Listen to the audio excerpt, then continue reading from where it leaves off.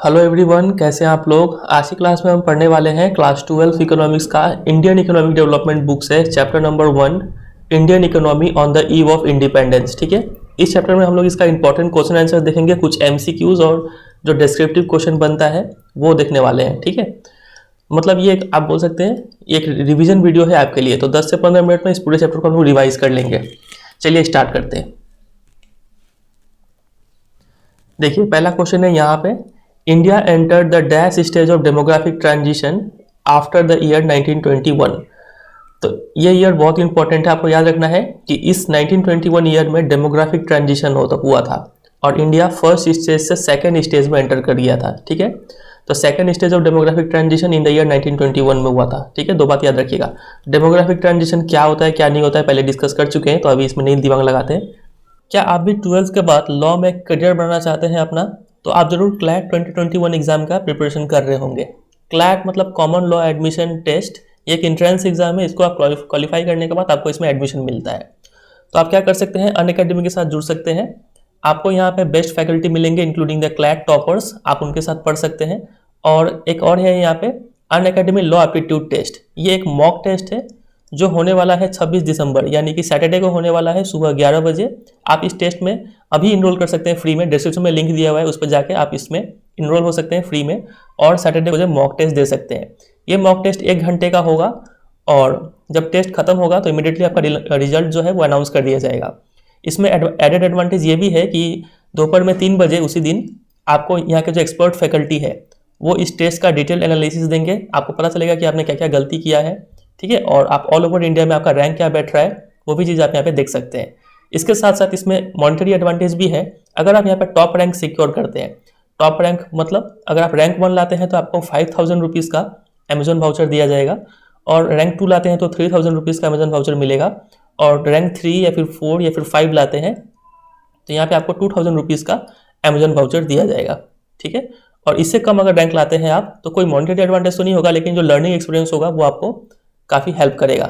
ठीक है, तो इसको आप ध्यान रखिएगा और डिस्क्रिप्शन में लिंक है, वहाँ पे जाकर एनरोल कीजिए। और अगर आप कोई सा भी अनअकैडमी पे कोई सा भी कोर्स लेते हैं सब्सक्रिप्शन कोर्स, तो जब भी रजिस्टर करें तो वहाँ पे ये कोड जरूर यूज़ कर दीजिए, BIKEY10 BIKEY और 10। इसका एडवांटेज क्या होगा कि आपको वहाँ पे 10% का डिस्काउंट मिल जाएगा, इस बात को भी ध्यान रखिएगा। Question number 2, the share of workforce engaged in agriculture during British rule was.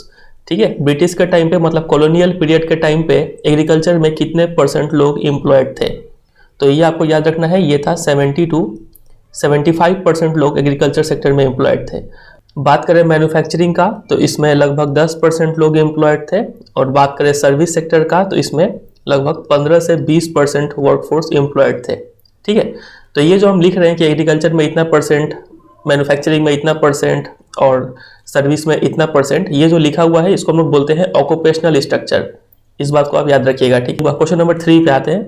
Question number 3 भी इंपॉर्टेंट है, literacy rate during British rule was less than %। तो लिटरेसी रेट कितना था, लेस देन 16% था, मतलब 100 में से 16 लोग से भी कम लोग पढ़े लिखे थे। और बात करें फीमेल लिटरेसी रेट के बारे में तो वो भी काफ़ी कम था, वो था 7%, मतलब 100 में से सिर्फ 7 औरतें ही ऐसी थी जो पढ़ी लिखी थी। ये 3 क्वेश्चन हुआ, नोट डाउन करते चलिएगा। चलिए नेक्स्ट क्वेश्चन में मूव करते हैं। क्वेश्चन नंबर 4, ये क्वेश्चन इस बार के सैंपल क्वेश्चन पेपर में आपके दिया हुआ था, एसर्शन रीजन टाइप क्वेश्चन इसको बोलते हैं। चलिए, एसर्शन मतलब कोई स्टेटमेंट दिया हुआ है ये कि India became an exporter of primary products. ठीक है, रॉ मटेरियल का हम लोग सप्लायर बन चुके थे, और इम्पोर्टर खरीदार बन चुके थे finished consumer and capital goods का प्रोड्यूस्ड इन ब्रिटेन। ठीक है, तो ये बात तो सही है कि हम लोग रॉ मटेरियल सप्लाई करते थे और फिनिश्ड गुड्स ब्रिटेन में बना हुआ इंपोर्ट करते थे, अपने देश में मंगवाते थे। तो रीजन क्या दिया हुआ है, ऐसा क्यों हुआ इंडिया के साथ, क्योंकि restrictive policies of commodity production, restrictive policy था कि हम ये प्रोडक्ट प्रोड्यूस कर सकते हैं, कोई नहीं कर सकते हैं। ट्रेड एंड टैरिफ इस तरीके से था, ट्रेड एंड टैरिफ मतलब मान लीजिए ये है इंडिया और ये है यहाँ पे ब्रिटेन। इंडिया से अगर कोई सामान ब्रिटेन में जाता है बिकने के लिए तो उस पर हाई अमाउंट ऑफ टैक्स लगा दिया जाता है, इस वजह से इंडिया का सामान यहाँ पे महंगा हो जाता है और यहाँ के पब्लिक इंडिया के सामान को नहीं खरीदते थे। वहीं अगर ब्रिटेन का सब बना हुआ सामान इंडिया में आता था तो यहाँ पे टैक्स रिड्यूस कर दिया गया था, तो इस वजह से ब्रिटेन में बना हुआ सामान यहाँ पे कम दाम में बिकता था और इंडिया के पब्लिक जो इंडियन सामान ना खरीद के यही सामान खरीदते थे। ठीक है, तो ये trade and tariff colonial government follow करती थी, वो भी एक रीजन है that adversely affected the structure, composition and volume of India's foreign trade. तो ये भी बात सही है और ये सही रीजन है इस ऊपर वाले स्टेटमेंट का। यही सब चीज़ों के कारण इंडिया क्या बन गया, एक्सपोर्टर ऑफ रॉ मटेरियल और इंपोर्टर ऑफ फिनिश गुड्स। तो दोनों ही सही है और दोनों एक दूसरे का सही, मतलब दूसरा वाला रीजन जो है वो सही है। तो ऑप्शन देखते हैं क्या क्या ऑप्शन है यहाँ पे। ऑप्शन नंबर 1 है both assertion and reason are true, सही बात है।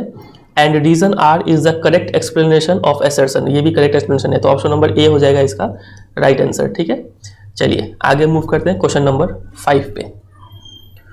क्वेश्चन नंबर 5 दिया हुआ है first attempt to estimate national income in India during the colonial period या फिर British period was made bye.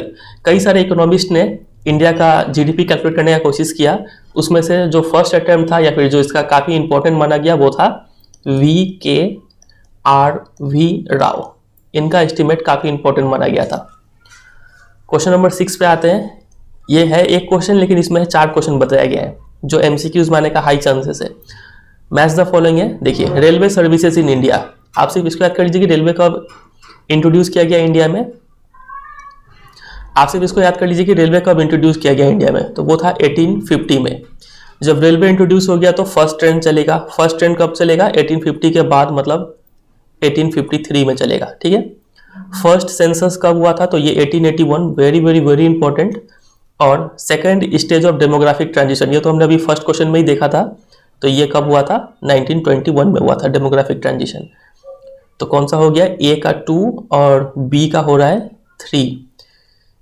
ये रहा, ए का 2 है, बी का 3 है, सी का 4 और डी का 1। तो ऑप्शन नंबर 1 इसका हो जाएगा, 2 हो जाएगा इसका राइट आंसर। ठीक है, चलिए बहुत इंपॉर्टेंट है ये क्वेश्चन नंबर 6।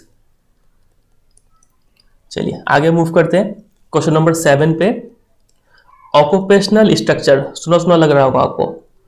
ऑक्यूपेशनल स्ट्रक्चर मतलब किस किस सेक्टर में कितने कितने % ऑफ लोग एम्प्लॉयड है।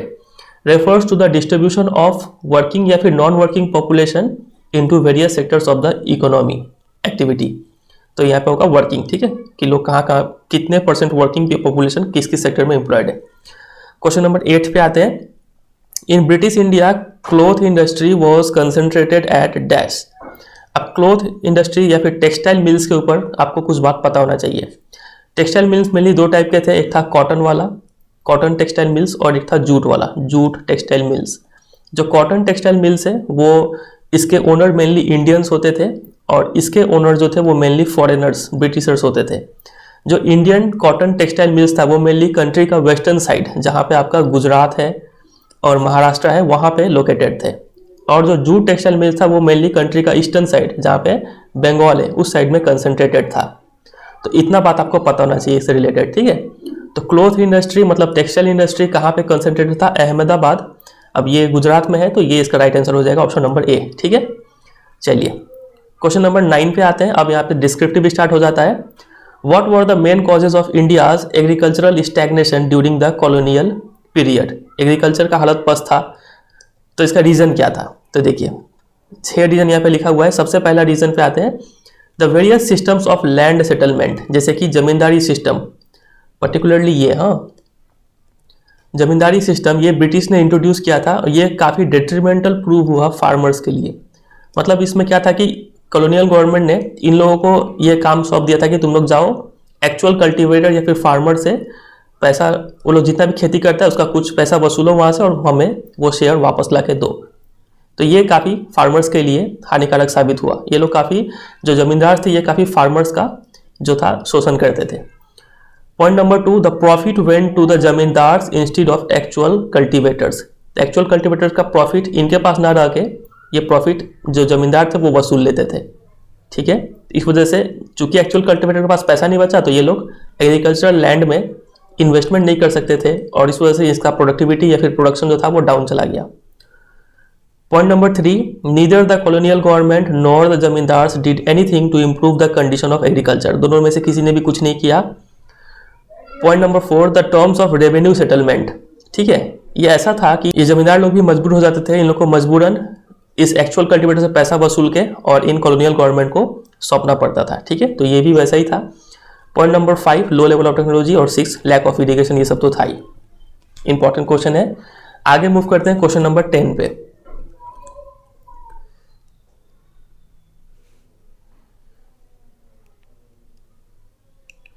आगे आते हैं क्वेश्चन नंबर 10 पे। लिखा हुआ है give a quantitative appraisal of India's demographic profile during the colonial period.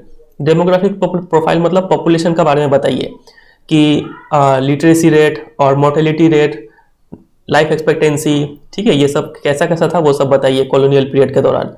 Quantitative appraisal मतलब डेटा के टर्म्स में बताइए। तो देखिए ये सब कुछ डेटा आपको याद रखना है। Overall literacy rate was less than 16% था, ये हमने एमसीक्यू में भी प्रिपेयर किया, sorry fill in the blanks में भी प्रिपेयर किया था हमने। और question number 2 the mortality rate was high, मरने का दर भी हाई था, लोग ज़्यादा मर रहे थे। खासकर से इन्फेंट मोर्टेलिटी रेट, बच्चे का मरने का दर था काफ़ी ज़्यादा, मतलब 218 था पर 1000 में से इतने बच्चे मर जा रहे थे। फिर point number 4 life expectancy at birth was very low, लगभग 44 ईयर्स था। मतलब एक बच्चा अगर पैदा हो रहा है तो ऑन एन एवरेज वो कितने साल तक जिएगा, लगभग 44 ईयर्स तक, जो काफ़ी लो है। और रीजन नंबर और पॉइंट नंबर 5 है extensive poverty prevailed in India. तो ये सब कुछ हो गया quantitative appraisal of India's demographic profile. Points याद रखिएगा। क्वेश्चन नंबर 11 पे आते हैं। Highlight the salient features of India's pre independence occupational structure. Occupational structure के बारे में बताइए कॉलोनियल पीरियड के दौरान। तो चलिए डेटा के टर्म्स में बताते हैं। एग्रीकल्चर सेक्टर में largest share of workforce employed थे, लगभग 70 to 75, याद कर चुके हम लोग। सर्विस और इंडस्ट्री में लगभग 15 से 20% और 10% रेस्पेक्टिवली, ठीक है, इतना इतना था। पॉइंट नंबर 2 रीजनल वेरिएशन देखने को मिल रहा था। उस समय मद्रास प्रेसिडेंसी रीजन में देखा गया कि जो वो एग्रीकल्चर में जो वर्कफोर्स है उनका नंबर डिक्रीज हो गया, और कॉरस्पॉन्डिंग इंक्रीज हमें देखने को मिला इन मैन्युफैक्चरिंग और सर्विस सेक्टर में, ठीक है। तीसरा पॉइंट पे बात करें तो इन स्टेट्स लाइक ओडिशा, राजस्थान, पंजाब, ये सब स्टेट ऐसे थे जहां पे हमें एग्रीकल्चर में जो वर्कफोर्स था उनका शेयर इंक्रीज देखने को मिला, ठीक है, इंक्रीज हुआ वहां पे। चलिए आते हैं अगले क्वेश्चन पे, क्वेश्चन नंबर 12 पे। What was the impact of introduction of railways in India during the British rule. Railway introduce हुआ तो इसका इम्पैक्ट क्या पड़ा। तो अच्छा इम्पैक्ट का बात करें तो देखिए number 1 help in overcoming geographical and cultural barrier. जो डिस्टेंस लोग पहले कवर नहीं कर पा रहे थे वो कर पा रहे हैं, तो ये सब 2 बैरियर खत्म हुआ। By enabling people to undertake long distance travel, ठीक है, ये बेनिफिट हुआ। और दूसरा इम्पैक्ट हो जाएगा इट फॉस्टर्ड कमर्शियलाइजेशन ऑफ एग्रीकल्चर। चूंकि रेलवेज का डेवलपमेंट से अब माल दूर दूर ले जाके भी हम लोग बेच पा रहे थे, इस वजह से जो कैश क्रॉप था उनका प्रोडक्शन इंक्रीज हो गया और वो ज़्यादा बाजार में जाके बिकने लग गया। अब आते हैं लास्ट क्वेश्चन में जो कि इंपॉर्टेंट है काफी।